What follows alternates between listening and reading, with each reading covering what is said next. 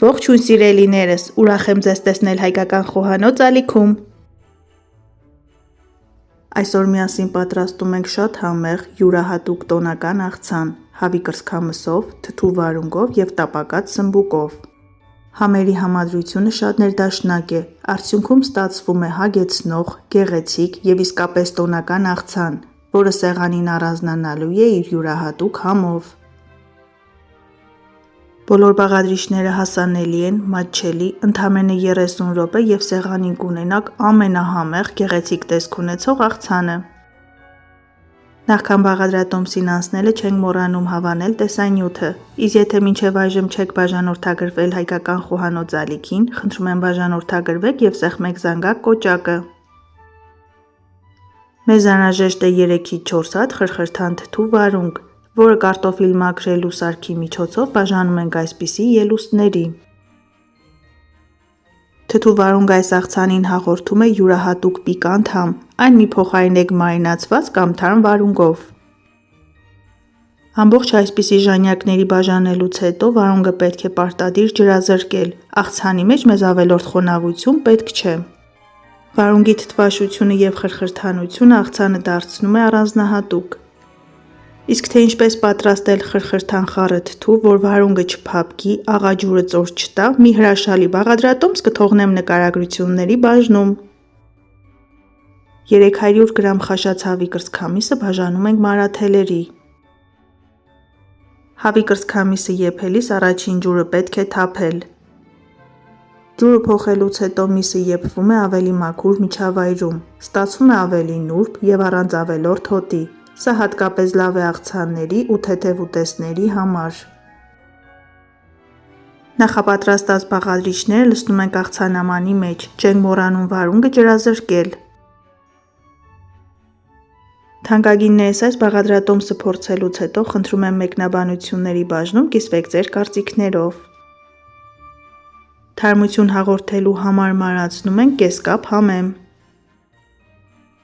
Օգտագործվող բաղադրիչների հետ համեմը շատ ներդաշնակ է, սակայն եթե համեմ չեք սիրում, այն կարող եք փոխարինել սամիթով։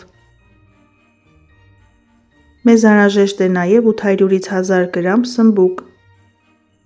Սմբուկը մեկու մեջ կեղևազատում ենք, հեռացնում ենք օդունի հատվածները, այնուհետև շերտատում ենք։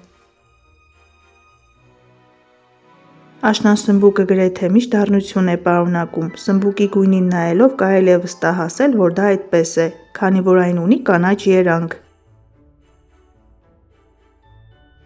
Որպեսզի աղցանը դառնա համ չստացվի, սմբուկի վրա աղ ենք ցանում, թողնում ենք 15-ից 20 րոպե, այնուհետև տապակում ենք։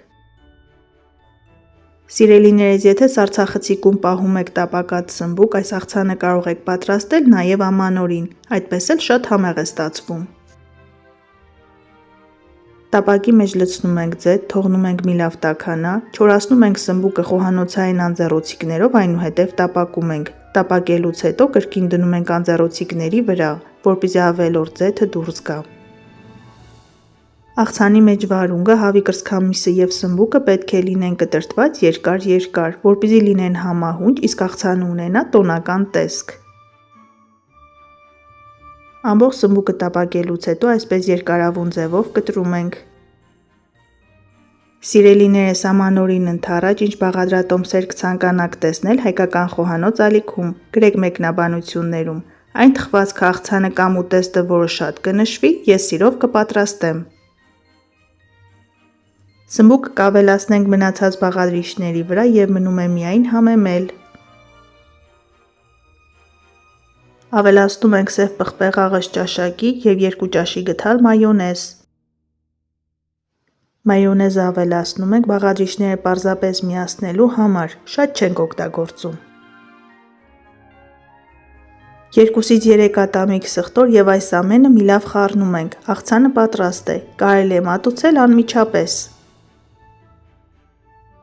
Գեղեցիկ մատուցելու համար վերջում կավելացնենք 50 գրամ մարացրած ընկույզ։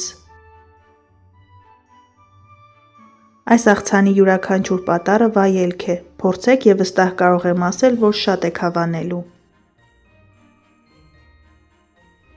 Այսօր էլ տոնական, յուրահատուկ պիկանտ համ ունեցող նման հրաշալի աղցանի բաղադրատոմս։ Դուք էլ փորձեք պատրաստել այս տարբերակով, սնվեք առողջ և եղեք օրհնված։ Ցտեսություն, կհանդիպենք հաջորդ տեսանյութերում։